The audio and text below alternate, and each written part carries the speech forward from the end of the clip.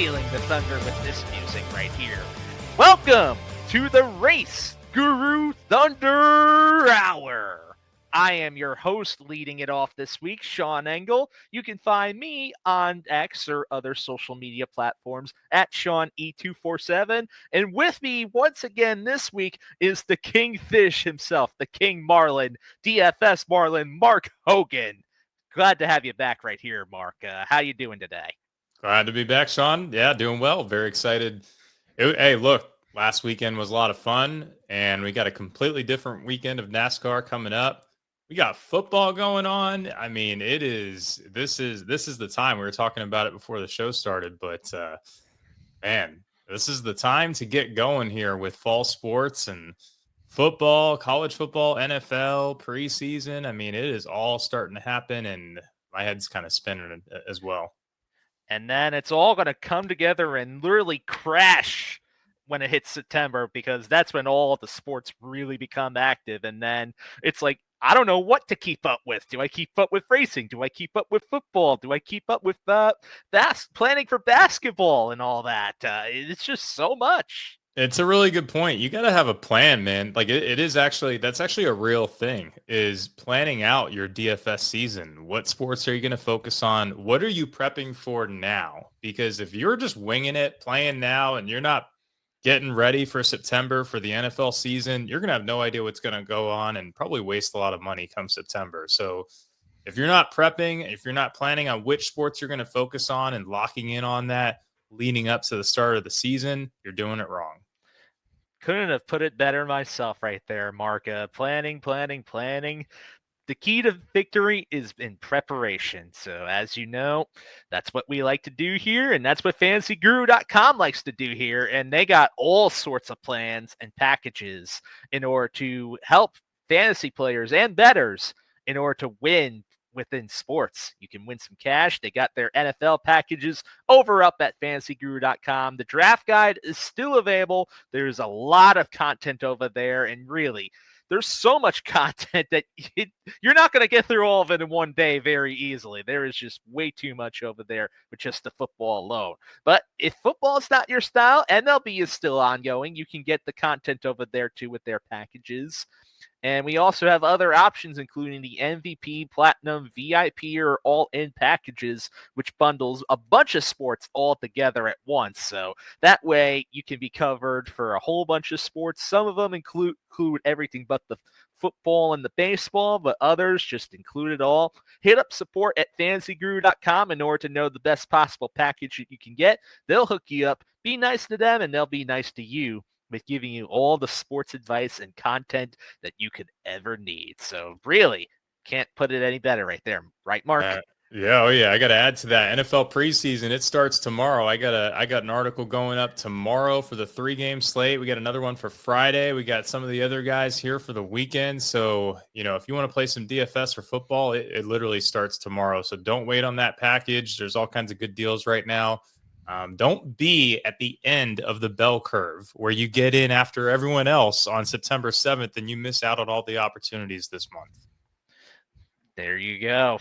Got to get in as soon as possible. Even by the time this podcast may or may not go up, just still get in there. Get it. But what we should be getting to is our NASCAR discussion and content, because this is a NASCAR-focused show, even though occasionally we'll touch on other motorsports here and there. But, yeah, that's what we do. So, no Rich Mileto with us this week right here. He had some other plans as it stands, so we miss Rich on the show right here. He's usually with us, 3-man show. But I'm sure that just like the rest of us right here, I know, well, at the very least, I think he might share the same opinion as me about Iowa. With Iowa wasn't really that thrilling overall, and the broadcasts were kind of drumming it up to be more thrilling than it actually was, at least on the Cup side of things. Xfinity was a little bit better, but not really at the strongest weekend for Iowa. What do you think about this track and the 2 races we just had, Mark? So I actually like the track. The weird thing about Iowa is like the track can go, I think we saw it a little bit more in Xfinity. It can go green or once you start racking up some cautions, you might not get into the green or back into the green. And I think that's what we saw in the cup race on Sunday is once we started seeing those cautions come out after that first stage, it didn't really stop for the rest of the race. So that was fascinating to me. I'm not really sure why. I guess just because the restarts are so packed up and I think it's around turn 2 or turn 3. When they go 3 wide, it's almost guaranteed that someone's going to spin out. They were having a hard time managing tires, so that was the other issue, but I didn't mind it. I would take it over a city race like a Chicago, right? So, I would be willing to watch it over maybe a few other places too. It's not my least favorite option, but the weather was an issue, I think, on Saturday at some point as well. So that wasn't. Was the weather an issue, or did it come in late, or what was that? Were they fighting to? I feel like there was an impact for one of the races with the storm. Definitely, I believe it was the Xfinity race because the Cup race, as far as I remember, was not impacted by the weather as Okay. much. I do think, though, that Xfinity overall put on a little bit better show, and I do think that last year's Cup race at Iowa also put on a much better show than this week. I just think it was just we saw it here, and social media on NASCAR discussions have been talking about the car all week. I think it just reared its ugly head again this week overall, with drivers just not being able to pass each other once you get past the restarts right there, which is why it explains why so many of the drivers in the Cup race just kept going for it right towards the beginning of every restart. And we couldn't even go like maybe 5 or 10 laps for at least a couple of periods right there in the Cup race without somebody spinning out or just getting into the wall right there. It ended up being very chaotic. And for some drivers, like Ryan Preece, for example, in the Cup race, it worked out very well for them because he was able to take advantage of tires and move up through the field. But then there were just others that needed those longer runs, like Ryan Blaney. Even though he made it up to 4th at the end of the race right there, all those restarts with all the cautions right there certainly did not help his car, which was tailored for the long run there, Mark. No, and what was interesting too is we saw guys like Priest and Bush. I think they had some really good outings, and early on they were way in the back. They got they really got lucky with being on a different strategy and then catching some cautions at the right time, because Priest, I think, at one point was even a lap down, and Bush actually as well at different points in the race. So that was a fascinating element to the race. It's hard to figure out though what's going to happen in the future at Iowa. Just because of the sheer fact that you just don't. Are we going to get a bunch of cautions, or are we going to go green at the beginning and never look back? So it makes it really hard to predict from a betting angle as well. Yeah, it's a unique track all of its own, too, because it's not like the others completely. The length of the track is completely unique all to its own. It shares some banking on its corners that has a little bit, but it's not exactly one-to-one like a flat track. It has just slightly more, but it also has some passing lanes over there too. But even then, those passing lanes were hard for drivers to utilize just because the way that the next-gen car distributes the dirty air. We really saw it on Sunday a lot there too, because even towards the very end when William Byron was trying to save fuel, he ended up with the race, but he had 2 lap cars behind him at the very end there, and then Chase Briscoe and Brad Keselowski could not pass those cars for the The life of lap them. cars. Yeah, Yeah. 2 lap cars that were way slower than them, and they just could not get by them because they were side by side trying to get past each other for position. There was just no way around them. So Byron was able to safely lay off the gas a little bit more, and that could have been that extra little difference he needed in order to go forth and just Yeah. seal the victory right there. He just sat in front of them. He was like, I'm just going to kind of park it in between these two guys, coast all the way back. That slows everyone else down behind me. And then maybe I'll speed up a little. I'll go back on the throttle, then slow back down to mess up the guys behind the 2 lap cars. So and they were having trouble with it for sure. It was a fascinating setup. But I agree. You want to see more passes. You want to see more action. And yeah, if you're playing DFS, you might not really notice how boring it is. But from a casual fan's perspective, especially with the cautions, it really makes it hard to watch. Yeah, that is for sure. But you know what I do wish that there was maybe like a whole maybe that there was more on like the in-car camera views of Bubba Wallace, because of that whole drive that he did from that last restart of the race with that long green flag run onward was very impressive once again, because he went from about 32nd position to finishing all the way in the 6th position right there, Mark. That It is a killed me. drive right there. It killed me because that he was actually pretty chalky on the DFS slate too, and I didn't play him, so I thought I was looking pretty good until he kind of made his rebound there. Speaking of Bubba Wallace, it's like William Byron did the same thing that he did last week in this race. So two different tracks, but it's like these guys just took it. Every restart they figured out a way to stay in front. Yeah, feeling pit strategy at the forefront right there within both races too. Another good observation in order to point out right there. But before we put this race in the rearview mirror, though, let's talk about some of the bets and DFS that we talked about on the show last week right here. So Rich, he mentioned William Byron as a DFS option on this very show last week. That ended up paying off because he led the most laps and won the race. I mentioned Chase Briscoe to have a good day. He did the test at Iowa earlier in the year. That was a great call right there. Briscoe ended up finishing in the 2nd position right there, Mark. And then all of us were on Ryan Preece. It's like how what Rich has said before, when all three of us are on a driver in order to do well. Look out. That certainly was the case right there, Mark. How about that? Yeah, I think there are a couple guys too. Weren't we all in Austin Dillon too? I think possibly. I feel like Austin Dillon was another unanimous decision, and I'm kicking myself because I was looking at that. I was watching the rerun of the Thunder Hour, and I was like, oh, I have to play Austin Dillon. And last second, I pivoted to Stenhouse in my DFS lineup, and that was probably about a $5,000 decision. Yeah, it's a shame because Stenhouse had a lot of promise anyway, just because historically he's been really good at Iowa throughout his entire NASCAR career. So, yeah, it was a shock to see him just not have the speed, not have the car, and not have the position. But what I will say, though, is that both you and Rich were right about Carson Hocevar to have a good day. And he also ruffled some feathers in the process, too, with Zane Smith, particularly. And his crew chief even confronted him after the race right there, Mark.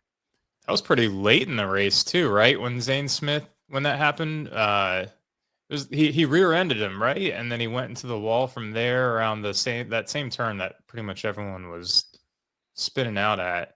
But that was probably 3/4 into the race.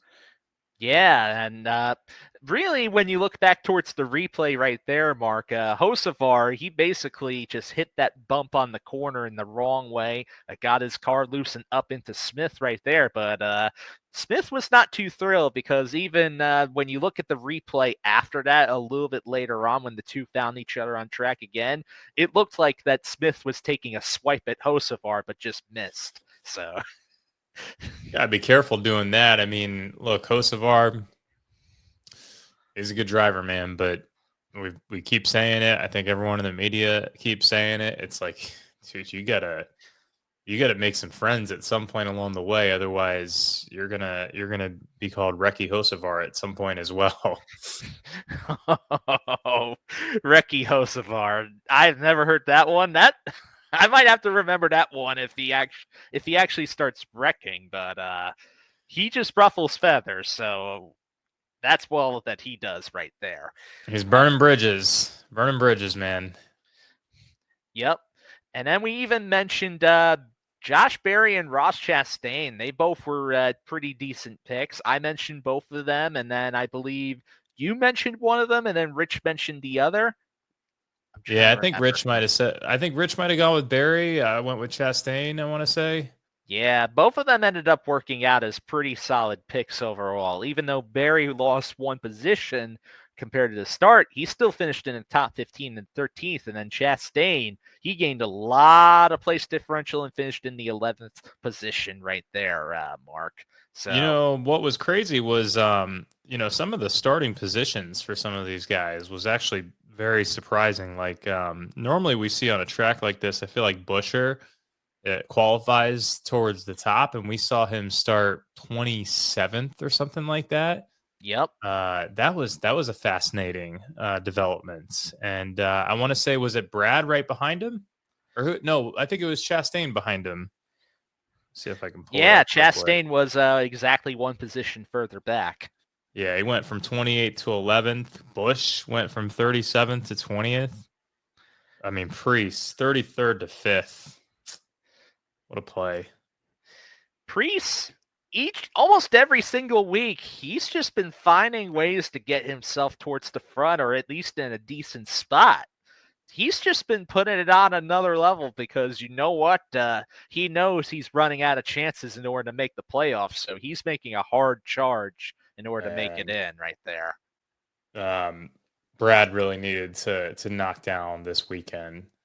And so that was kind of disappointing. But then also shoot. Lost Kyle Larson. That's who I wanted to talk about or just point out is 27th, 28th. Yeah. And what happened there? It was just all of a sudden at the end of the race, he just had a long pit stop or something. It was just out of nowhere, and he could never make his way back up after he pitted. Yeah, it was a pit stop in combination with all the different times that he kept just getting shuffled out of the groove right there, Mark. Whether it was his teammates, because I know Chase Elliott did it to him a few times. I think even Byron did it once or twice as well. Larson just kept getting shuffled out of the groove. His car was getting damaged. He got basically set all the way back there and just did not have the opportunity to really recover like that. Him and Elliott at the beginning, towards the beginning of the race, were going at it, man. You might be right. He might have taken some significant damage at one point, and they just never really reported on it because he was bumping and banging everyone. But I mean, Elliott, dude, like, are those guys good? Did they have to do any kind of reconciliation afterwards? Because they did not act like teammates in that race in any capacity. Well, we may never fully know for sure, but what we do know is that it's not the first time that those two have ever gotten together.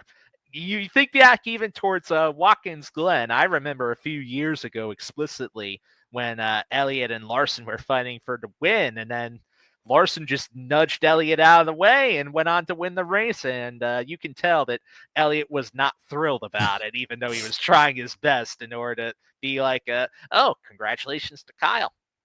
And that's all he kept saying. We should try to grade at some point teammate loyalty in the off season. Which teammates truly work together and which ones are just teammates by label. That's a good idea, Mark. We definitely should make that an idea for sure. There were a couple of other smaller bets that we ended up hitting last week. We did pick Alex Bowman in order to finish top 10, Ryan Preece to finish top 10, Brad Kay to be top 10, and Ryan Blaney to hit top 5. And you mentioned last week about the group winner bet between Chris Buescher, Chase Briscoe, and two other drivers right there. Now, Buescher did not win your group bet right there, but we suggested the alternative approach was to go with Chase Briscoe right there. And if you followed that exact advice, that was what hit right there because Briscoe hit was the best finisher of that group. And if I recall correctly, I think it was because we said, hey, like if you just place the bet on both of these guys, the odds are, you've got enough plus money there where if just one of them hits, you're going to profit. And that's exactly what happened right there, Mark. So just goes to show when you listen to the show, when you focus on the bets, especially if we're all on them or really discussing them, watch out. Keep that in mind right there. So I'm telling you, Those group winners, sorry to cut you off, Sean, but those group winners are those are some fun bets to play because you just got to beat 3 other guys. Maybe you only have to beat 2 other depending on the odds that you're getting. And I think they fly under the radar on a week to week basis. Oh yeah, that is for sure too. And what's also even more interesting and fun is when you know you have a lot of confidence in more than one, and then you can parlay them together because the odds just jump severely high up, more Yeah, than anything else right there with that's a the great NASCAR idea. bets. I love that. Well, maybe we'll have a little sneak peek on another group bet later on in the show. Ooh, I like that. I like that tease and the idea of that. But before we get into Watkins Glen, we actually have a few news items in order to address for this week's race here. Let's knock the big one that NASCAR social media and basically everybody's been talking about right here. Niece Motorsports parting ways with Kaden Honeycutt for the rest of the season. So he is out of the number 45 truck right there for Niece. They just decided to agree in order to part ways. The whole storyline behind this was just out of nowhere. Nice put out a press release saying that they released Honeycutt due to the fact that Kaden ended up signing with a new manufacturer for the 2026 Truck Series season right there, which that it's heavily implied that he's going to be driving for Toyota next year. And Bob Pockrass of Fox Sports and a bunch of other reporters were saying that he's apparently going to be going to Tricon Garage next year. So I know there's some other rumors and some word on the street suggesting that maybe he is going to perhaps replace Corey Heim in the number 11 truck right there, Mark. So Yeah. that right there is pretty telling as it is. So that's the first part of the storyline. What do you think about Kaden getting cut from the team just before the playoffs begin, 2 races before the truck playoffs begin? It's kind of like we were talking about it before the show, but it's like the analogy where you put in your 2 weeks with your boss, and your boss replies and says, "All right, you have 3 hours to get out of the office." So, it's the element of hey, I'm heading out, but I wanted to give you the courtesy of letting you know, and the response back is very much like, "All right, well, I want to give you not the courtesy of spending any more time with us. We need to move on." So, Yeah, that is exactly pretty much how it went down right there because Caden told that the team wanted to sign Caden to an extension right there, but then Caden was like, I already signed with Toyota. So, and they're like, all right, well, we need to build for next year. So that's why instead this week, instead of Caden Honeycutt in the 45 truck, you're going to see Connor Zilich in that very truck this week instead. So that right there is big doings. And then in the meantime, right there, it was already announced that Honeycutt will also now drive the number 52 Halmar Friesen Racing Toyota truck for the rest of the season after this week for Stuart Friesen, who, as we know, was involved in that really scary dirt racing crash right there, Mark. And just as an update, that Stuart Friesen just got out of the hospital, so now he's heading home in order to recover from injuries in case you were looking for a new update that just came out. But now we're going to have Kaden Honeycutt in the 52 truck starting the week after this week, Mark. What do you think about this? well, first of all, that's really good to hear about Friesen because, I mean, the way we were kind of talking about that, the way the video looked last week, it was like he might be in the hospital for weeks. So the fact that he's already out, I think, is really exciting news. For Honeycutt, probably an upgrade, right? I feel like, I'm curious what the odds look like. I think we do have him out right now, but I would imagine probably better odds than what he was getting in the other car. See if I can pull it up here, but no, I mean, I think it's an upgrade for the time being. He's going to have a chip on his shoulder as well, so there's got to be that element to it here. Maybe he can get his old employer back, and then for the long term, we're talking about someone that's excited about Caden Honeycutt. So probably a name to remember in the future and for next season. Oh, definitely. Especially because Kaden, he's out to prove himself and prove that he has a long-term future in the NASCAR Truck Series and maybe beyond as it stands right here. But the important other thing to note about this is that, again, as mentioned, this goes into effect starting next week because the number 52 truck this week is being driven by Christopher Bell. So Bell is going to be in that truck this week, but then for the rest of the season, Honeycutt's going to be in that 52 right there. So just for perspective right here, as far as the odds for Kaden Honeycutt to win the Truck Series championship, he is currently 12-1 in order to win if you placed a bet right here, right now. Wow. That's got to be better, right? Than it was? That puts him about 5th on the list as far as closest to the top as it stands based on DK Sportsbook. I got to imagine we're probably talking about a very small pool of people, but what would have happened if you placed a beginning of the season bet on Honeycutt to win the championship, right? Like what if someone placed it at the beginning of the season in the other car and he won it in this car? Right? Like do you cash out on that? That would still count because it's the driver winning the championship, I believe.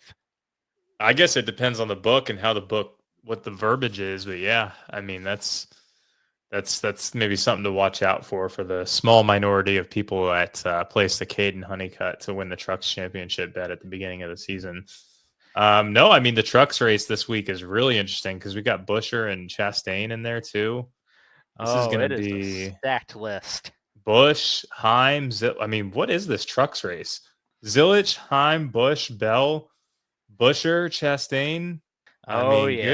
Goodness. Like, good luck to all those other guys that are normally in the series. Yeah, it is going to be crazy, especially when you consider the fact that the Truck Series has not raced at Watkins Glen since the one-off in 2021 right there, too. So some of these drivers have not even been in a truck at Watkins Glen before there, Mark. Might go light on the Trucks race. Yeah, but something that we know you aren't going to go light with is Mexico City because we're not returning there for next season, the 2026 season.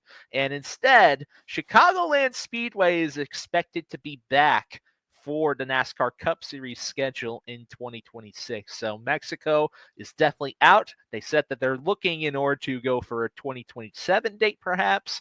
They were also citing that a big reason why they can't agree on a 2026 date for Mexico was because of the soccer is conflicting with it, basically. Oh, the World Cup. Yeah. That makes a lot of sense. The logistics were a nightmare even this year, so I can't even imagine trying to figure that out. Mexico probably just can't even handle it, when it comes to logistics within the city itself. So, but I mean, Chicagoland, that's exciting. At least it's not the Chicago street race. Yeah, because we already know that the Chicago street course is also not going to be back next year, and they're aiming for a 2027 return with that as well. Too. Mexico and Chicago street both looking to be 2027, but even then there's no guarantee that both are going to be back for certain. But what we do know is that their replacements are going to be San Diego, which we already know is confirmed, and then Chicagoland, which is not confirmed yet, but all signs are pointing towards Chicagoland being back too.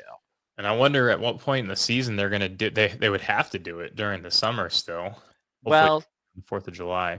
San Diego is taking the same weekend that Mexico just took. And as far as what I've heard reports and rumors were suggesting was that Chicagoland is going to take basically what would essentially be the 4th of July weekend that was occupied by the Chicago street course. Well, at least it won't shut down the city like the street course did. So there you go. But one more news item that we definitely want to get through. This was actually something that was confirmed a little while back, but I was wanting to bring this up because I think it makes for some interesting topic of conversation right there. Now, we know there were a couple of drivers whose contracts were up in the air for NASCAR silly season this year. One of those was Denny Hamlin. And then he ended up finally inking a contract extension with Joe Gibbs Racing that will have him continue to drive the number 11 Toyota until 2027. So he's got another 2-year deal right there, Mark. What's your first reaction towards Hamlin getting that deal done? I guess, like, are we going to see him race for himself? Is that going to be a thing at some point? Well, as far as what Denny Hamlin himself has admitted, he said that this might potentially be the last contract that he might sign as far as a Ever. Cup Series driver is concerned. So So, he's looking to go out with JGR. yeah. The only other thing that could sway him, which he himself has said this, is if they end up doing a change towards the playoff format, perhaps. I don't think NASCAR will. Do you think NASCAR will make any kind of moves to entertain him with something like that? Or do you think they're actively resisting his wants and Well, needs? this year they formed a playoff committee, Mark, where basically they were going to investigate about maybe looking at changes or adjustments to the playoff format. And there were a lot of discussions had, but the one thing that seems to be holding things back is the TV side of things with NBC, Mm. basically because they're the ones in charge of airing all the races during the playoff portion of the season. And they got that deal up until 2032 as it stands. And NBC were like, we need some kind of postseason. We want to push some kind of postseason right there. So there's been a lot of debate online, and some people want to go back towards like a full season points format. But playoffs are likely going to be here to stay, and maybe there could be some tweaks to it, but we're not likely to see the playoffs entirely go away, Mark. It's like the director of Amazon Sports Broadcasting needs to start getting in the ear of NASCAR and start campaigning for 2032 at this point already. Yeah. This is just the beginning of the 7-year deal, Mark, so we still got some years to go. Oh, man. I know I would love to see them go into a full season format again. That's just where I stand on the whole thing. But if we have to have some sort of playoff, I wish they could go back towards the original Chase for the Cup format from the early 2000s right there, Mark. Have you looked into the other playoff systems, Mark? I'm not familiar at all. So the Chase for the Cup back in the early 2000s was basically when that was the first iteration of the playoff system that we have right now, where basically you had the regular season as it stands with the first 26 races of the year, and then they sectioned off the final 10 races of the season. Basically, they took about the top 12 in points right there, and then they basically had them duke it out and go at it, and whoever had the most points after that 10 race stretch was the champion right there, Mark. But then what do you do at stage? Because Stage Points, when did that come out? Like That 5 was years ago, that was 6 years ago? before Stage Points was ever a thing. Yeah. Because Stage Points, how old is Stage Points? Like 2018 or something like that? I'd say give or take roughly around then within that Okay. whole late 2010 span right there. Because I wonder how that would impact that type of format these days. And there wasn't really a whole guaranteed win and you're in kind of system back then as well too. Now I know I believe there were a few years within some of the older playoff formats where they had a wild card system where the highest driver not in the top 10 in points that did have a win or two would be able to get in through that way, but for the most part you had to be consistent throughout the whole season in order to even make the chase for the cup. Yeah. I like the win and you're in. Uh, they've entertained the idea of a bracket. That didn't go well, so you'd have to really, if you if you turn it into a bracket, you'd have to really make sure you pick the right tracks so that you're not getting Yeah. guys. You could have a head-to-head matchup and both guys wrecking the race, and then it just comes down to who wrecked first. So that could be a fiasco, but I don't know. I haven't given it a whole lot of thought. I would just say, you know, the I think the current format. I feel like there's no peak. There's no like climatic moments of the playoffs. It's just like a slow burn to the championship. Yeah, that's the thing that I missed that the original chase format brought over right there too, and how they tweaked it over throughout the rest of the 2000s and even into the early 2010s right there, because it gave a lot of memorable moments right there. And I still think about 2011 being very significant, Mark, because that was the year when Tony Stewart absolutely went clutch in order to win the title in a tiebreaker over Carl Edwards in the last race right there. I mean, that is an intense championship battle that if you want to look back towards a whole season of races right there to know the peak of the Chase for the Cup format, that is one of the best years to watch right there, Mark. Yeah, that sounds pretty sweet. Anytime you can somehow figure out a way where it ultimately becomes like a head to head and you see the two drivers going at it in that race, I just feel like that's got to be the most intense type of race, intense, exciting type of moment in NASCAR for sure. Because we even saw it a little bit. I experienced it even in the in season bracket. Obviously, the stakes were a lot lower, but there was a race or two there where I was watching the bracket. I was watching that alternative cat broadcast brought by DraftKings, and I was at the edge of my seat to the point where on that road course, SVG crossed the finish line. I had no idea the race was even over as I was watching the other drivers go at it. And I think it was like Ty Gibbs and someone else duking it out there. And I was like, why did they slow down? And I was like, oh, it's over. Man, there's some videos and some races that we've got to actually show you of some of the old formats at work and see some of the awesome moments that they put on for it too. I mean, you could even think about Jimmy Johnson when 2010 when he won the last of his 5 consecutive Cup championships, an impressive feat as it stands right there. But he had to beat out Denny Hamlin for the title back then, and Hamlin had the lead going into the last race.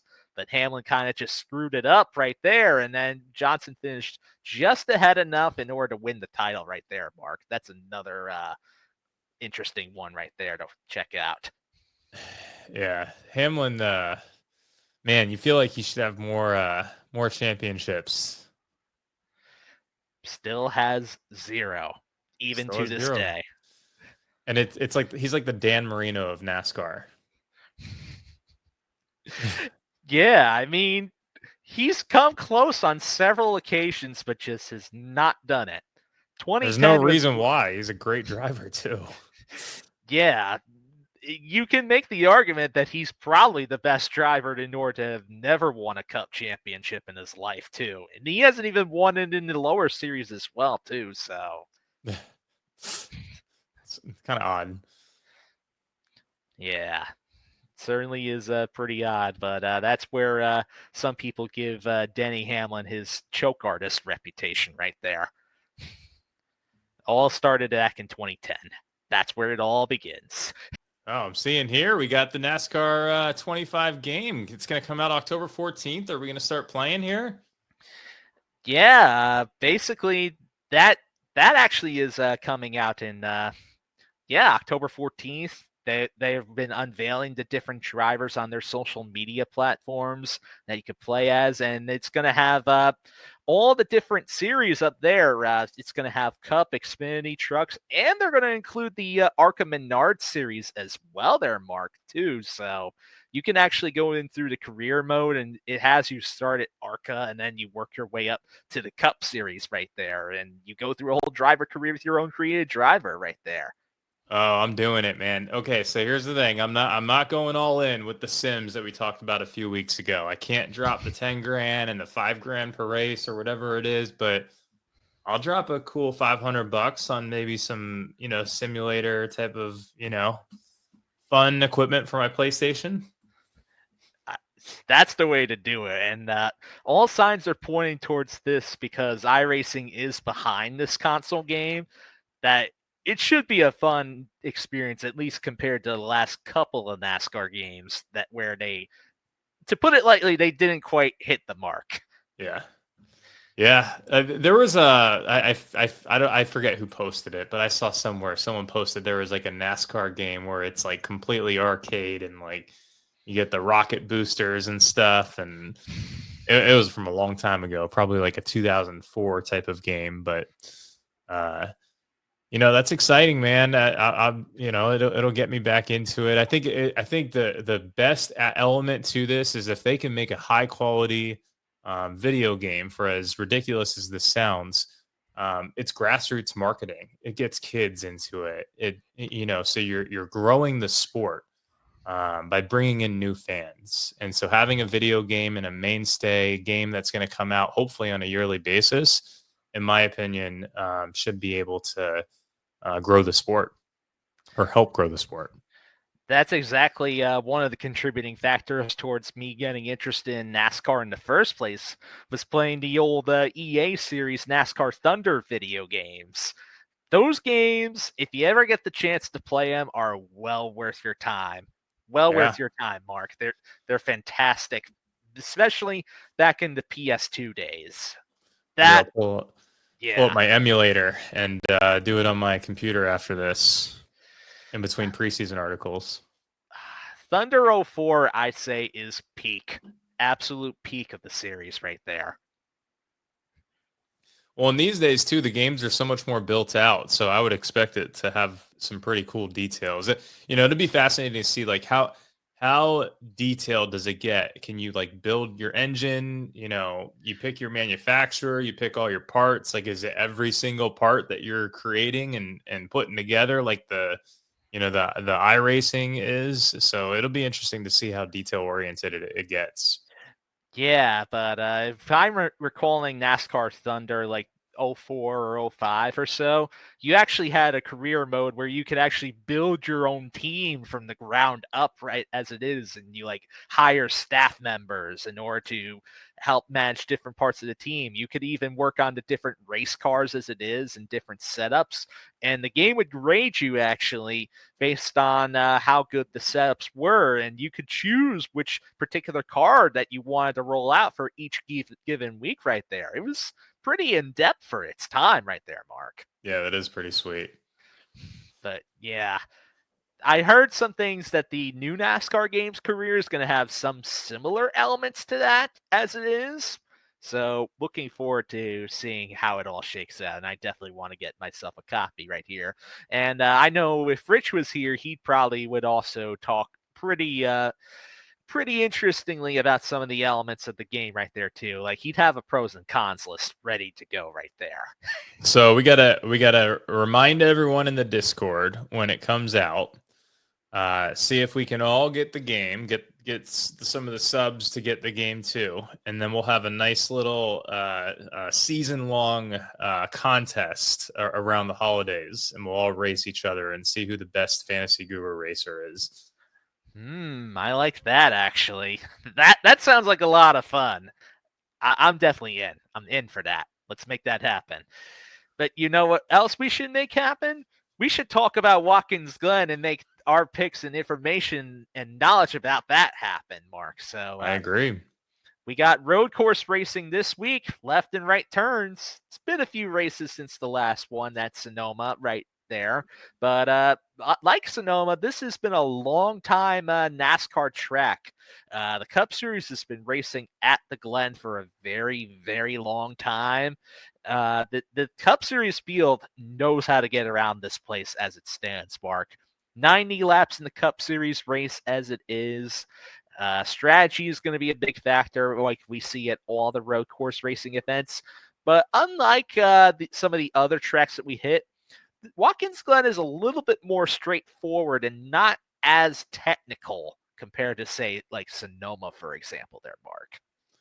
Yeah, I think and I don't know if we're gonna see as big of a gap between like the SVGs of the world and the Christopher Bells, but um, in general, it's still a road course. SVG is at the top of his game. Quite frankly, this is the first Cup race where we get Zilich there as well. I think Zilich is going to get plenty of lap time over the course of the weekend, I would imagine. So, Oh, um, yeah. He's doing triple duty. I mean, it's hard not to like those guys still. And points are going to come at a premium, 90 laps. So, we're not going to see, someone with 240 laps led.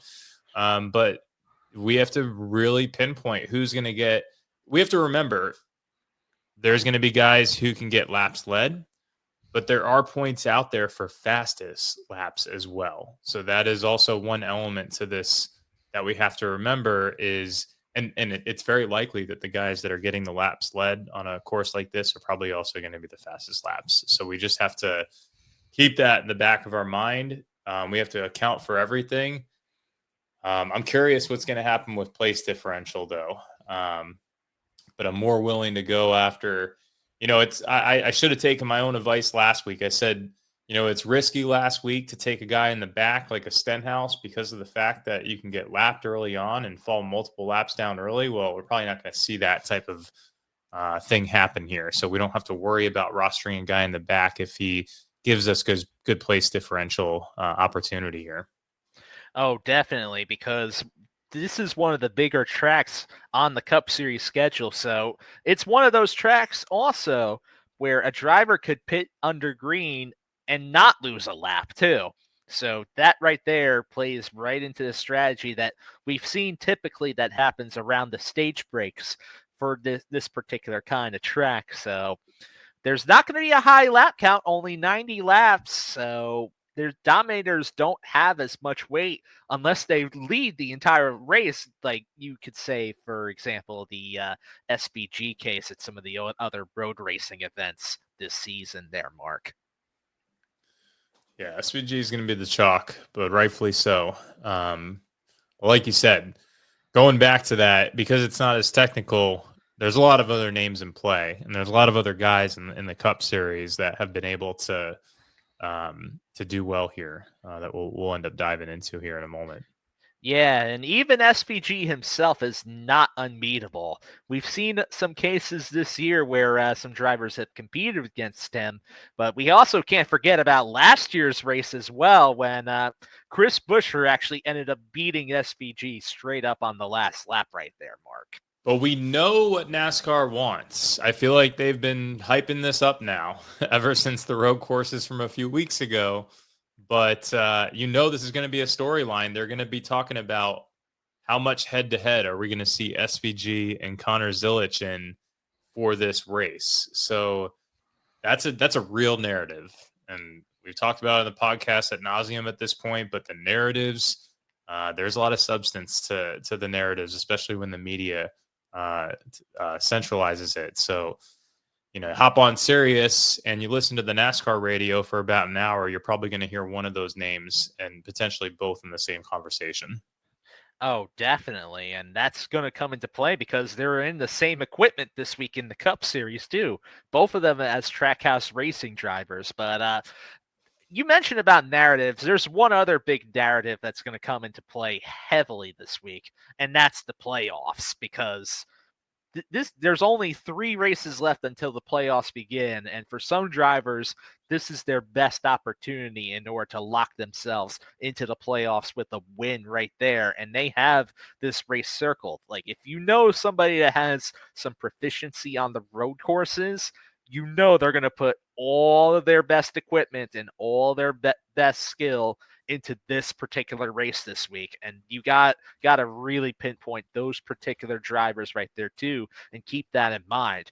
There's some drivers that may not focus on this race, but instead may put a lot of focus towards Richmond next week or even Daytona in order to close out the regular season. But there's not a lot of chances left, and we still got a points battle that's ongoing between Alex Bowman, Chris Buescher, and Ryan Preece to make it in on points. So that's another big conversation and plot thread to follow right there, Mark. Yeah, it's like Buescher. I gotta imagine he's all in.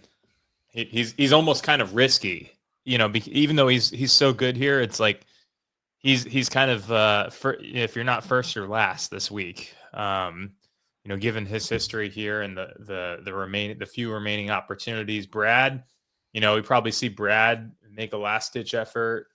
I think we were talking about Daytona, but and then Priest, he just basically is probably going to be going for a good outing. I don't think he has any shot at winning this week. Nah, because if I'm Ryan Preece, I've got next week circled because short tracks are my forte right there. But if he can go from like 25th to 10th, I think that's what he's looking for here. And I want a driver like that. I want a driver that's not like, hey, if I'm not like I'm a little nervous about Busher now that I think about that, just because of the fact that this is probably the one he's got circled. But someone like Priest, he might just he's looking for a solid day, and at his price point, that's exactly what we want. Exactly. So even that with some of the other drivers, you think about like a Michael McDowell kind of Yeah. driver too. Oh They yeah. got this race circled too. Well, so in McDowell, he's probably too far out of the points, I would think. He's got to win his way in. Yeah. So I mean, it is like so funny to see SVG. He's got so few points, but he's got the 3 wins. McDowell, though, I mean, it is like think about this. I would not do a McDowell and Busher lineup. Like that's a recipe for disaster if you put them in the same lineup. But it is very enticing to put one of them in it. So, and I think the way the pricing works this week, it's going to be hard to squeeze both of them in at those price points. I'd say if you're playing on one particular site, it's easier to do that than the other. Just I as see where a you're hint, going with that. just as a hint towards later, right there. But we can be talking about all the different drivers as much as we can. I know we can even touch on AJ Allmendinger as another road course ace right there too. That also could probably be in the conversation as well. But before we get into all of our picks right here, just as a refresher, we are a part of FantasyGuru.com. They have plenty of sports packages available in order to help you get all the content and advice you need in order to win big playing fantasy and betting. You can get the NFL packages and the draft guide right here, right now. Get into that because football is ongoing. You want to be in for that. It's big. MLB content is still available right there with the various packages as well. You can go forth and get that.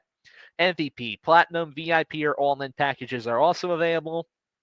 Be sure to hit up support at fantasyguru.com in order to see the best possible deals that you can get. So hit up support at fantasyguru.com, send them an email, ask, what can you hook me up with? I want this, this, and that.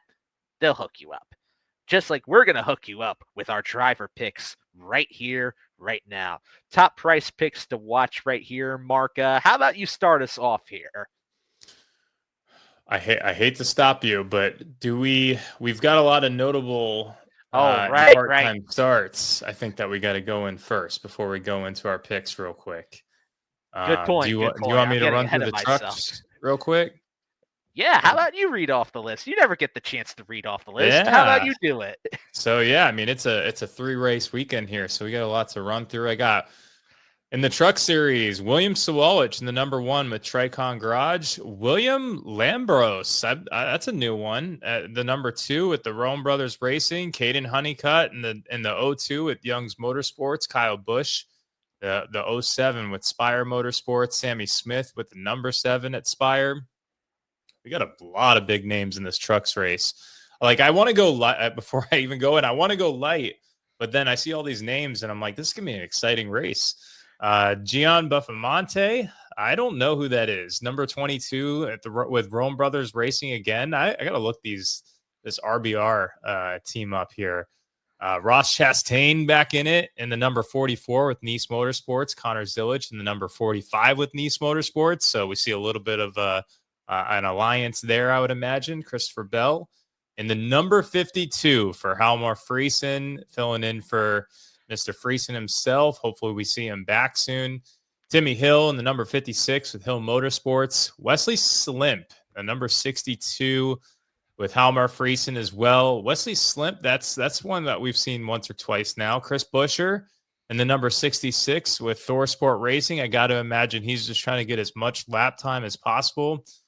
Derek White in the number 69 for Motorsports Business Management. And Brent Cruz, our fantasy darling that we've talked about on here, I think Rich has been pumping him up here recently.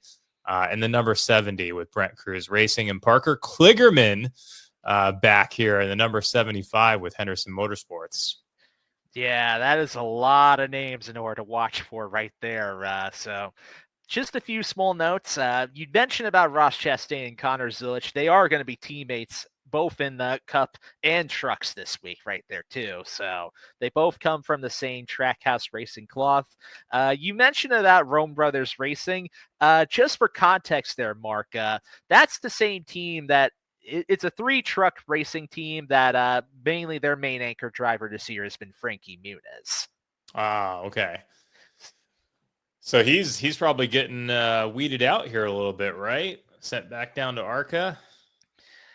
It's more like Frankie has enough sponsorship to run full time this year, and then the other 2 truck seats are rotating between different drivers, so they're figuring it out right support, there. Man,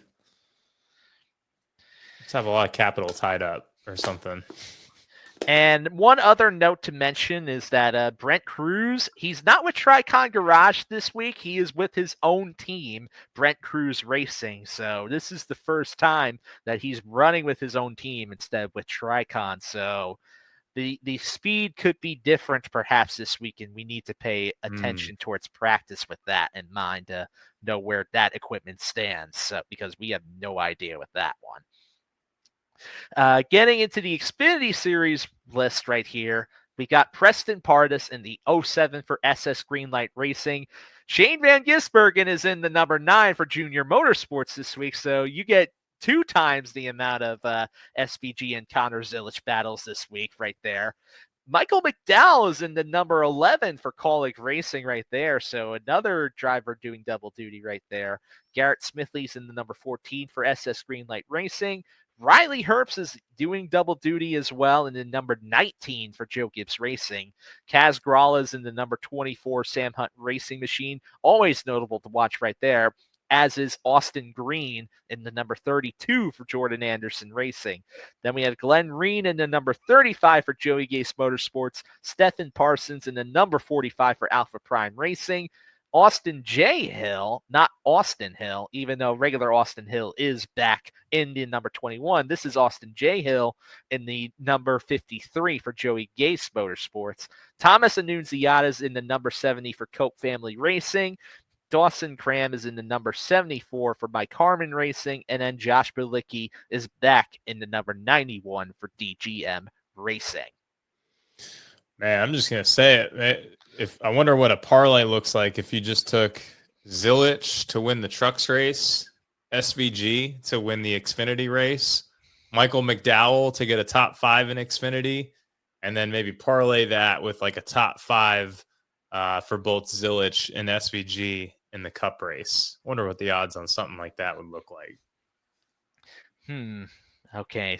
I'll put that together real quick while you read the Cup list right here. Yeah, I was trying to do it on DraftKings, but it wasn't giving me a parlay option. So, but I could have just been doing it on the fly or something. In Cup, we got JJ Yelly. He's going to be back in the number 44 for NY Racing. Josh Bilicki again in the number 66 with Garage 66. That'll be interesting to see since he'll get some lap time earlier in the weekend. Catherine Legg, who, she's pretty underrated, I feel like, when it comes to these road courses, in the number 78 with Live Fast Motorsports. Is that a different team? I feel like that might Live Fast. Okay, sorry. Is that who she normally races for? In the Cup Series, yeah, she's been doing all her races in the 78, which is BJ McLeod's team right there this year. BJ McLeod's team. And then, of course, Connor Zilich in the number 87 for Trackhouse. And that is the one part-time guy that I think everyone's got their eyes on here. Oh, yeah. Couldn't have put it better right there. Okay, you said what? Connor Zilich in order to win Trucks, SVG to win Xfinity, and then what? McDowell to finish top 5 in Cup? Was that what you said? No, Xfinity. I don't know if that's even a line yet for the top 5 for McDowell and Xfinity, but I'm sure it will be at some point. As of us doing the show, that's not a line that's available right now. But even if you did like a 4-leg where you did Zilich, Trucks, SVG, Xfinity, and then Zilich and SVG both top fives in cups. I would imagine that you're probably getting some nice plus odds on that one, possibly like plus 500. They're not allowing me to parlay that together. Yeah, maybe they don't like. Yeah, they're onto it. They're like, that would be too easy to get 5-1 odds. Yeah, I think it's just because it's all the same name right there. Yep, because if I try a different driver in order to get it with Cup, like say for example, I put in Zilich to win trucks, SVG for Xfinity, and then it takes William Byron in order to win. He's at 11-1 for context. It puts it at plus 35.66 for a Wow. parlay. I mean, that's pretty good though. I would Yeah. take that. And then you could easily replace Byron with other drivers with deeper odds, and the odds are just going to jump up further right there. The trucks one's a little scary though, just because we haven't seen trucks like we were talking about at the beginning of the show. That could kind of end up in a disaster given the lack of data on that front. Yeah, while we've seen plenty of data for Cup and Xfinity at this track, Trucks does not have a lot of data. But Rich Mileto, he's going to be covering that race right there on Friday before this. This podcast should be up by then, but Rich will be covering that. He'll give his cheat sheet, and he'll be in the Discord chat right there. Now, as we were just going to get to until I got ahead of myself right there, top price picks to watch. You go right ahead there. So should be no surprise here for me. I'm going with the narrative. I got SVG. I don't care how high he's priced, $12,700. Points are going to come at a premium. I'm expecting him to record laps led. I'm expecting him to record fastest laps. Connor Zilich at 9,200. I think he's just as good as SVG and could possibly even beat him out here. I think he'll be able to hang with the best. So $9,200. That's even a little bit of savings in the top tier for a guy that could easily have the lion's share of either fastest laps or laps led. So I'm a big fan of Zilich, and then Chris Buescher.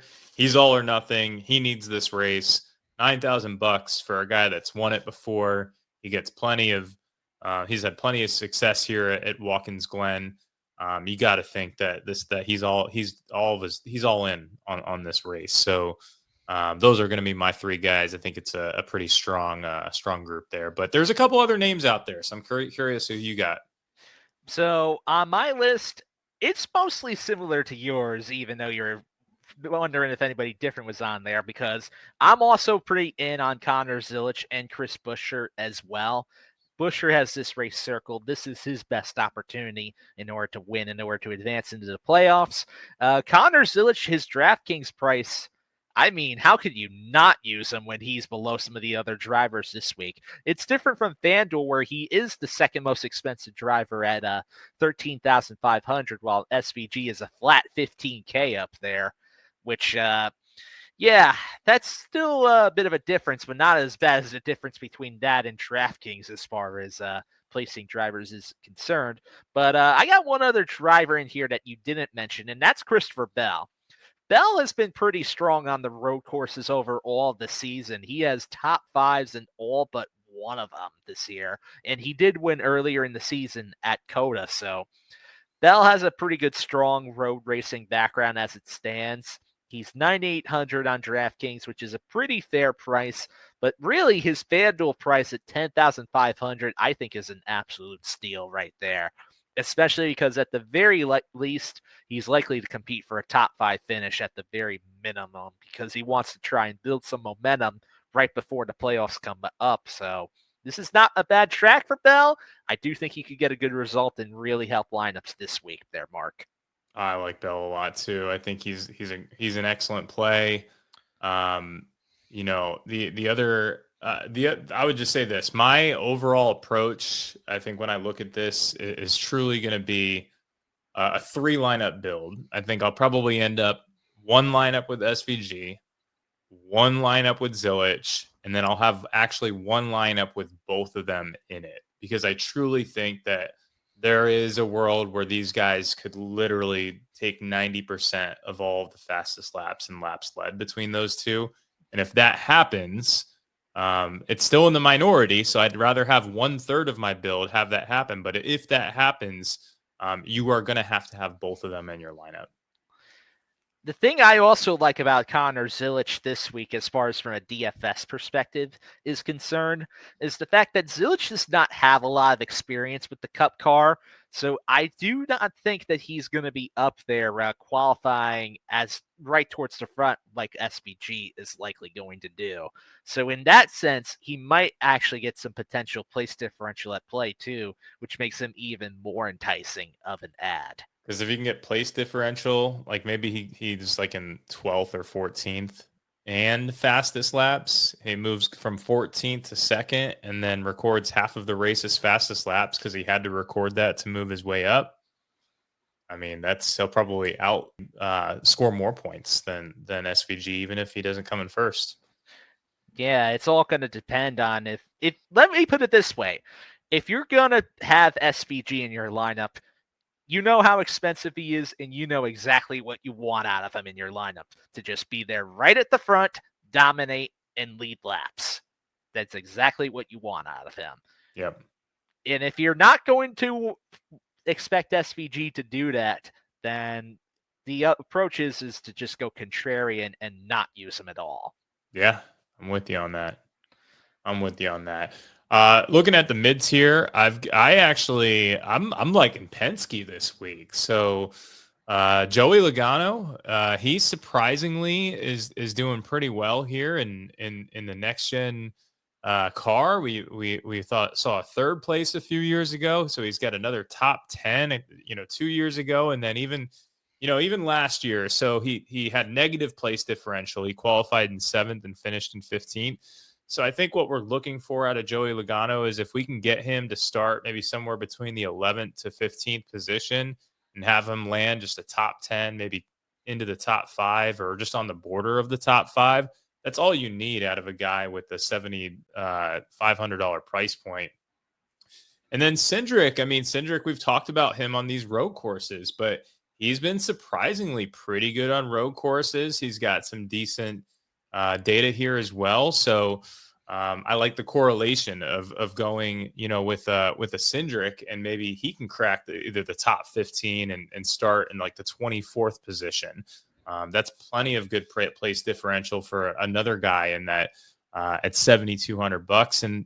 And then I'll tie it up, and I'm sure you agree with me on this one. But my favorite guy in the mid tier, I think you have to stay in the 7s. I really think it's going to be hard to squeeze in the 8s. You might be able to get like one $8,400 driver or one $8,700 driver. But Ryan Preece, I think, has to be a staple in your lineups. Again, we talked about him earlier. He needs a solid day. He's probably not looking for a win, although he would love one. But he needs a solid day to keep himself in the points area. He can't wreck either. So he's not going to be too aggressive. He's $7,600. We're seeing some crazy place differential from him on this track as well. So, an average finishing position of 13th and an average starting position of 26th. So, he's literally clearing 12 to 13 cars on average per race here. So I think that 70,000 mid tier is where I want to live for some of these mid-level drivers. You know what? I guess I'll just get this out of the way, but everything you just said about Preece, I am in 100% agreement right there. I mean, what else did you expect from the guy that's been pushing him all season long, pretty much right there? Yeah, but, you kind of brainwashed me to a certain degree, but it's not brainwashed when he goes out and just does well every race. So yeah, especially even when you look towards road course races, he's been top 15 or better in the last 3 road racing events. So that right there already gives some credence towards the fact that Preece can run pretty well. And if you go all the way back to Nashville, which is like at the beginning of June, he only has one race that's outside of the top 15 finish-wise within that entire span. So, like, the last 2 months, he only has, like, one finish outside the top 15, and that was, like, a 19th place run. So he's been top 20 with some incredible consistency right there of Ryan Preece, no matter what the track type it is. So love him again this week. He has some good history here as well, and he's in that RFK racing equipment, which has been better than his previous equipment in the past. So a lot of reasons to love him right there too. I'm also 100% with you on Joey Logano. Statistically, this is Logano's best road course venue. This is the only road course track that I believe he has also won before in the past too in the Cup Series. So that right there also just shows that Joey knows how to get it done here. And then the last guy that I have right here, I mentioned it earlier, Michael McDowell. I think that McDowell is a driver that he has this race circled. The price point is definitely low enough where I can feel comfortable utilizing him. And the thing is, too, I'm not going to forget about the Chicago Street Course where he went over here. And that was SBG's playground, as we know, for the last couple of years. I know it's not the exact same style of track, but McDowell was actually legitimately outpacing SBG in that track. You know that this is McDowell's best chance in order to get a win this week. He's going to try to bring his best equipment forward. I think he's going to be one that we're going to have to watch, and we cannot underestimate him this week. But where I especially like him, though, is on FanDuel in particular, too, because whereas he's 8,400 on DraftKings, which is just about the average, he is 10,000 on FanDuel, which that's a pretty friendly price for him right there, too. So I do like that a lot as well. And also, just to mention about Chris Buescher as well from earlier, too, his price point on FanDuel is an absolute steal this week at 8,800.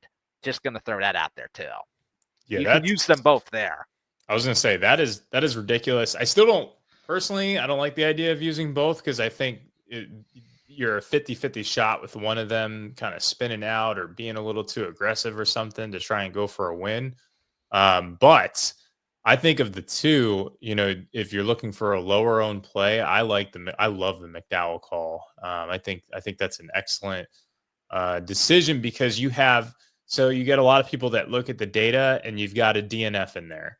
And so when you look at the data and you don't look as closely into a race by race breakdown, Michael McDowell, his average starting position is the 5th spot and his average finishing position is the 16th. So a lot of people are going to look at that initially and say, oh, he's given negative place differential. I'm going to look at Buescher instead because they're right around the same price point.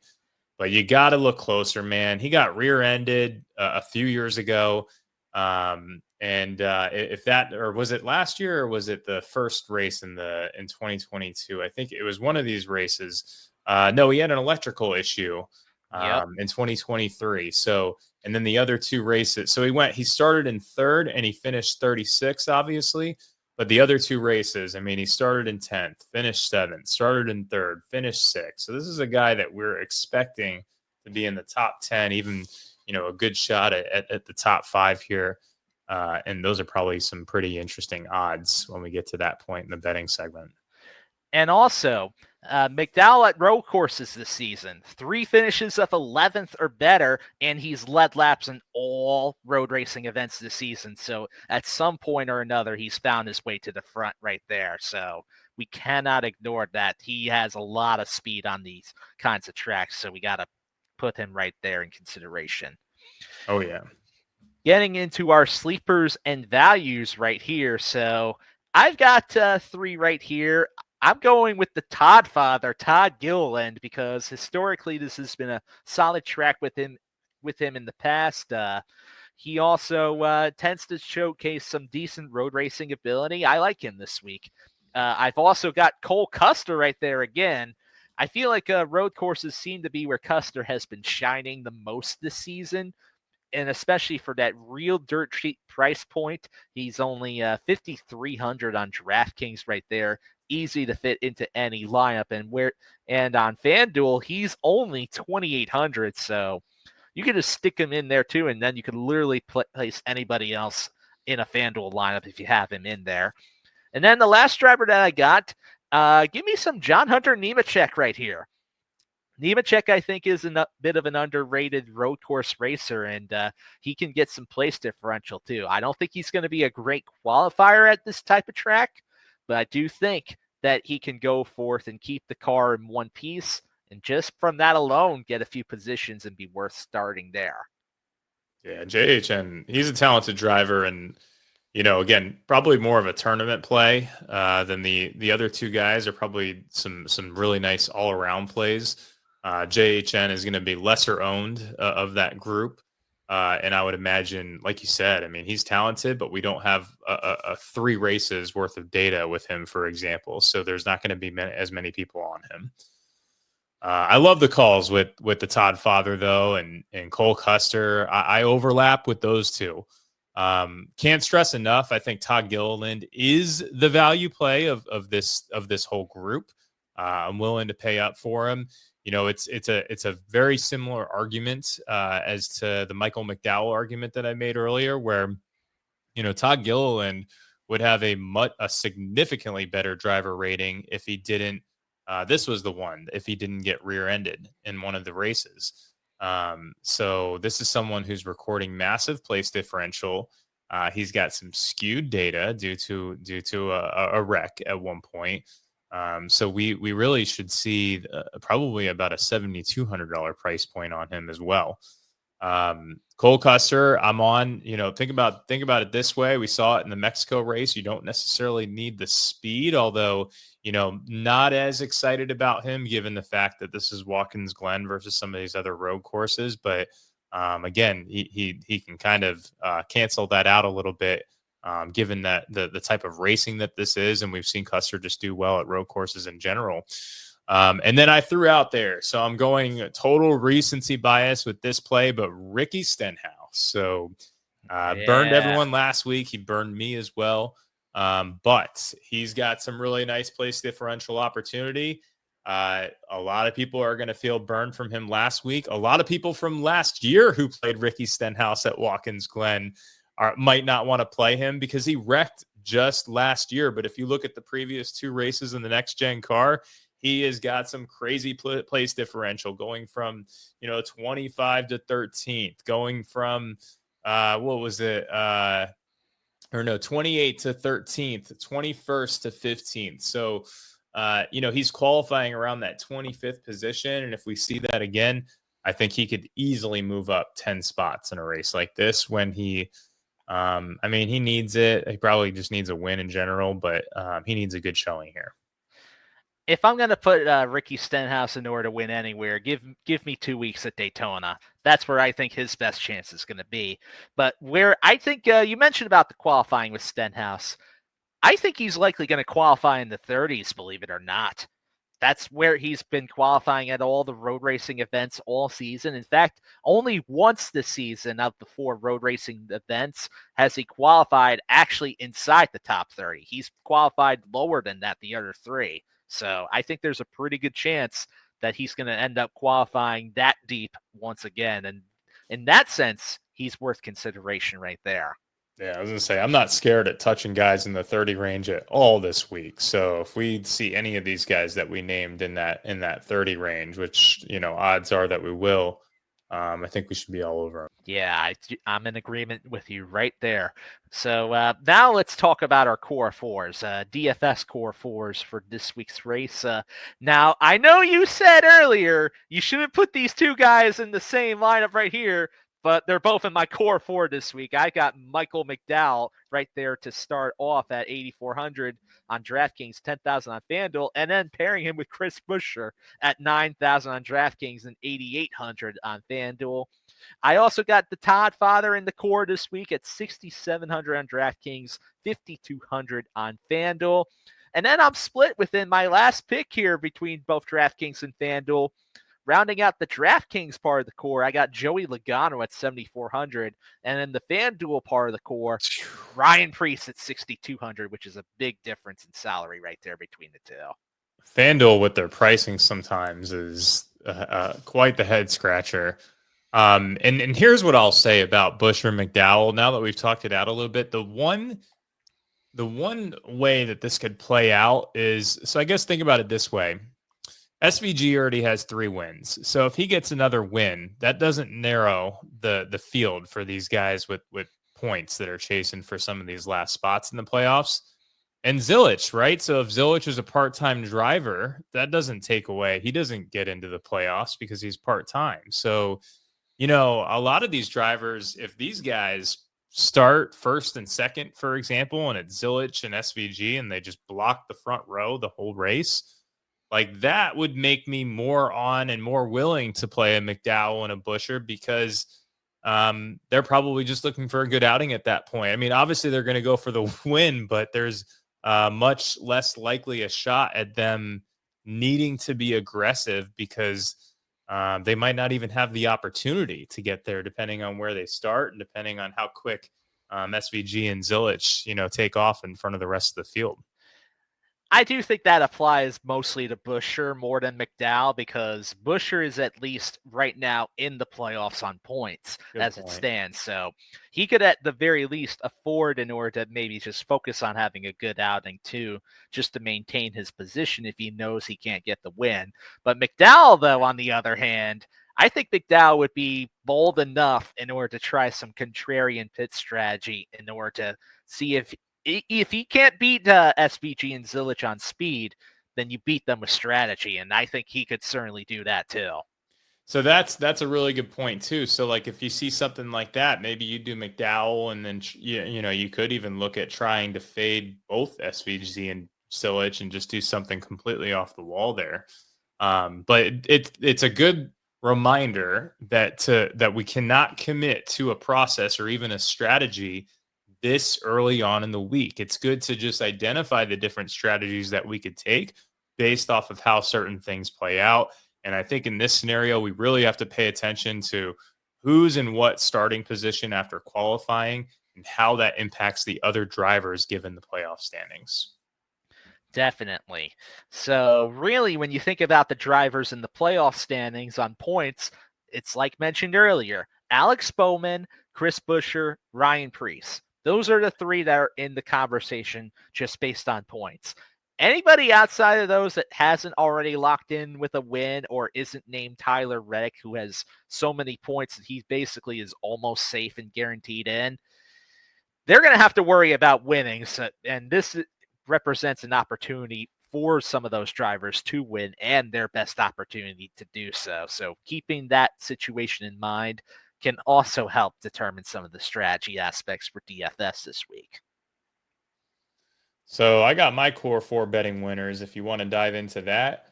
What was your DFS core for? Oh, I'm sorry. So I got SVG, Zilich. So I went the opposite end of you, basically going with those 2 at Trackhouse. And then Preece, and so Preece at $7,600. It's still a great price point. And then Todd Gilliland at $6,700. So, for me, this is possible. If you put all of these guys in the same lineup, you do have enough, but you're going to have to go with someone in that $5,000 tier, which is more than doable this week. That is for sure. I like the calls right there, too. Now, I know I didn't put SVG in any of my picks or cores, but I do like him a lot this week as well. I mean, I just think he's almost too obvious of a play in order to just put him within my pick listings. But without doubt, I think he is in the conversation to win this race, which is absolutely something that I am mentioning within my betting core for this week because that's where I have SVG at plus 140 in order to win.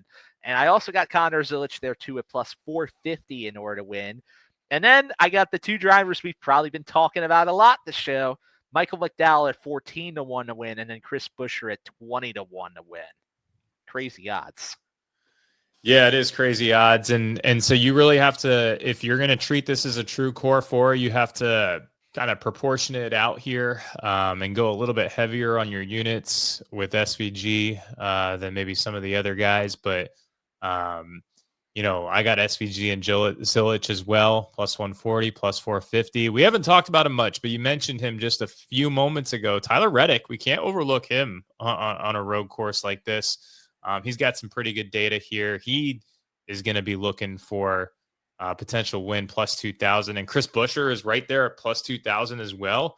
I love Chris Buescher at plus 2,000. So I'm with you on that one.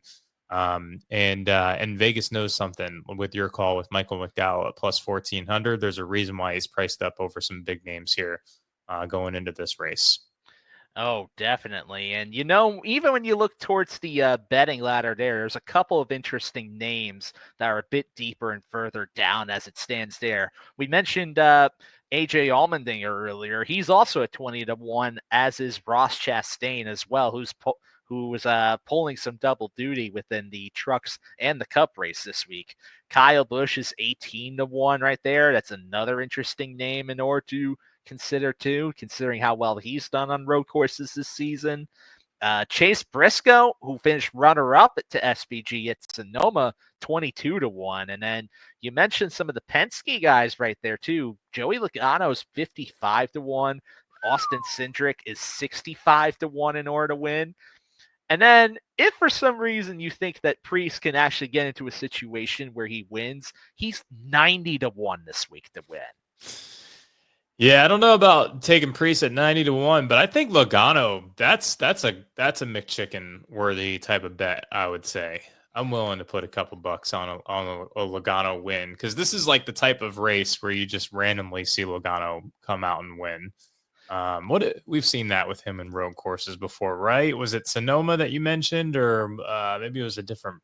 He won at Watkins Glen in his Cup career before. There you go. Okay. So, but I feel like even recently, maybe it was a year ago or even this season, maybe won a road course. But I feel like it's just he's due for one of these random wins, and this could easily be it. Yeah, it's not out of the question as it stands, too. And we know Joey Logano and his team love to play around with strategy. They want to try to build up more wins or stage wins in order to build some playoff points, too, where they can, because they only have so many limited opportunities to do that. That's the other aspect of this race that we didn't talk about with some of the guys already locked in. Like, you could still consider the regular season championship being a thing, with between the 300 guys and Denny Hamlin still being an ongoing battle right there. Or even some of these other drivers like SVG, for example, we know he's in the playoffs. He wants to win this race because he does not have many more opportunities to build playoff points, so that way he can progress further in there. So all drivers have different reasons for wanting to run well this week, Mark. Oh, yeah. A lot of guys chasing checkered flags here this week. Yeah. So let's chase some more checkers within our other bets and picks right here. So I have a bunch right here as it stands. Chase Briscoe for a top 10 at plus 100. Joey Logano at a top 10 for plus 200. Michael McDowell for a top 5 at plus 180. And Chris Buescher for a top 5 at plus 250 right there. Give me all of those as it stands. And if you wanted to parlay those 4 bets I just named together, the odds for that are plus 5780 right there for just those 4 things to happen. That's impressive because easily, I mean, not easily. No one's easily in NASCAR, but McDowell and Buescher, certainly a world where they can both land in the top 5. And Briscoe, I mean, like you said, I mean, he was runner up for one of the recent races, and Logano, I mean, both of these guys could qualify well and quite frankly easily land in the top 10. So I'm with you on that, man. Plus 5780, that's insane. Yeah, if you wanted to call that my McChicken parlay of the week, that's something I'd throw a McChicken on. Otherwise, I'd maybe do the Logano to win bet, which is very close to the same odds. Or I'm just eating the McChicken this week. Or you put it at a premium. You go for breakfast and get a McGriddle. Oh, spend an extra McGriddles. 150 and like throw it. on another 400 calories. Nice. So I got actually one other bet right here. It's a head-to-head bet on DraftKings right here between Zane Smith and Carson Hocevar right there. Funny enough, the two got into it this past week, but here they are again. So I'm going to actually take Zane Smith over here at plus 135 in order to win the head-to-head matchup right here. And my logic is this. Hocevar we know he's got the speed. He finished better last year than Zane Smith, but I'm going with this just because Carson Hocevar also has a history of not finishing road course races as well, too, more than Zane Smith has. So I'm just going on the angle that maybe Carson may potentially take himself out of the race or have some sort of issue with his car, and then Zane just cruises towards the head-to-head victory here, Mark. Maybe instead of Reki Hocevar, we call him Coaster Hocevar. He's a roller coaster. One race, he dominates, and the next race, I wouldn't say dominate, but one race he does really well, and the next race he can't make it through half of it. So the roller coaster Hocevar experience could be in full effect again this week. Oh, definitely, for sure. And if you want one other, I looked at the times that these two faced each other head-to-head this season on the road courses. Now, it's even at 2-2, but one of those races, Zane was running better than Hocevar, but Zane only lost that race just because he had a technical issue with the car. So that right there also gives a point to Zane. And you might see a bump or an increase in ownership on Hocevar coming off of last week. So, and especially given he's got a little bit of data. I think he ran here last year and he found himself in third place or something insane like that. So, yeah, I feel like there's a lot of reasons to fade him this week. Yeah, and even if you wanted to mention that same exact race from last year, Zane didn't finish much further behind because he finished 5th in this race last year too. Nice. Well, I got one alternative bet here, and that's going to be I'm going back to the group winner bet. So Group C on DraftKings, we got Chris Buescher at plus 240, AJ Allmendinger at plus 240, Chase Briscoe at plus 250, and Ty Gibbs at plus 300. Now, that is a competitive group, particularly when it comes to road courses. But if I had to pick one guy for this race to beat the other three, I think it's certainly going to be Buescher for me. I think we'll see some strong outings out of a lot of these guys, but I don't like how Dinger has been running recently. I feel like there's just been too many things that have gone wrong for that team. Briscoe is probably the toughest competition of that group, and the odds are pretty close amongst this group as well. But I still think Buescher is going to be the guy that prevails amongst these four, and plus 240. That's a pretty good 9 on a driver that's won this race as of recent. I was going to say we can do some deja vu and say that the same exact strategy that we used last week for this group winner bet, I think can work again here, Mark, because and funny enough, it's the same two drivers we're talking about here. That means something, right? And I didn't even intend for that. I didn't notice it until you just pointed it out right now. But to me, that tells us that maybe we just go right back to the well and do the exact same thing and just take that free money. Yeah, exactly. Because the only other driver in that group is Ty Gibbs, which he's a bit of a wild card as it stands because he's both ran well and not too good here. So we don't know which version of Ty Gibbs we're going to get on this track. Oh, yeah, he's been a little disappointing, quite frankly. But on that note, that wraps up all our betting picks for this week's race. So we're going road racing, left and right turns. Any final thoughts here before we head on out and get this pod back to the garage here, Mark? No, going road racing. Looking forward to. I think this is our final road course until the playoffs. It is, because second to last for the year, because the only other one left is the Roval, and that's in the playoffs. There you go. So final road course of the regular season. This will be the last that we probably see of SVG until the playoffs, quite frankly. So, curious to see what happens here, see if a new driver can steal it. But don't be surprised if we still have a lot of guys going for points for some of those last spots after this race, if we see a repeat winner here or a guy like Zilic steal it.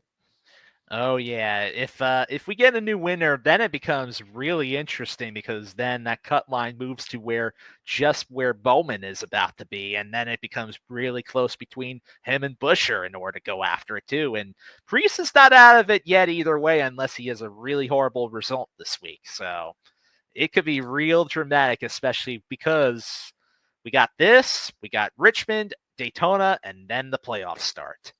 Playoffs are heating up, man. We're coming down the stretch here. Oh, yeah. It's going to be intense. So, on the note from Mark Hogan, DFS Marlin, I'm Sean Engel right here. Thank you all for watching the RaceGuru Thunder Hour this week. We will see you all next time.